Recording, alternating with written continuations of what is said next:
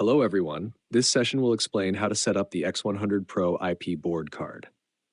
Enter the IP address of X100 Pro, access the settings interface via the web, and input the initial account and password for X100 Pro as 13456.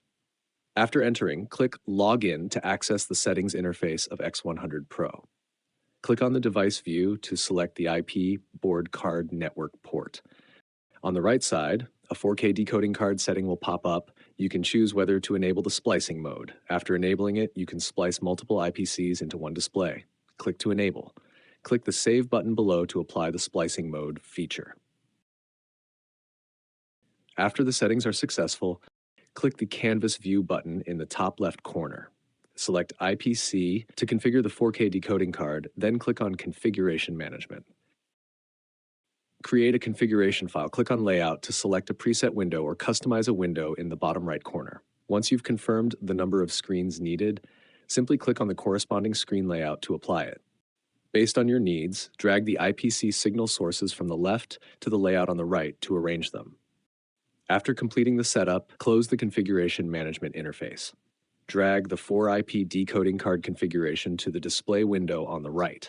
The screen displays the images and sequence as per the splicing mode you just configured. If you want to disable the splicing mode, open the Device Management interface. Click the Disable button below the splicing screen, then click Save to close the splicing mode. The IP board supports backup mode, allowing you to select either standalone mode or backup mode in the working mode. You can configure the IP address in the IP settings interface. There are two ways to set it. The first is to manually configure the IP board address, and the second is to automatically obtain the IP address. Choose the IP address configuration method based on the actual conditions at the project site. After setting the IP address, click Save to complete. Once a success message appears, the IP board setup is complete. Click on Canvas View and select IPC. Click the gear icon next to the signal source to enter the Camera IPC Management interface. Click the red Delete button to remove an added camera. Select Online Devices and click the Search button to find surveillance devices on the same LAN. Check the cameras you want to add, then click the Add button at the top. Enter the camera's username and password. After entering the password, click Confirm. Once the system confirms successful import, close this page. You will see that Camera 5, which was just added through the search, appears on the list. Click the Edit button next to Camera 5. Rename it according to the project requirements. After renaming, click Confirm.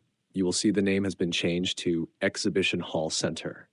You can drag the device named Exhibition Hall Center from the signal source window as needed. Next, we will demonstrate how to add a device using the camera IP address. First, delete the previously added device. Click the Add button in the top right corner. Select the protocol corresponding to the camera. Enter the camera name based on project needs. Enter the camera's username and password. For multiple cameras, you can choose to add them in bulk. If you only need to add one camera, just enter the camera's IP address and port number. After inputting, click Add. You will see that the newly added camera is online, indicating successful addition. This concludes the IP board setup tutorial. Thank you, everyone.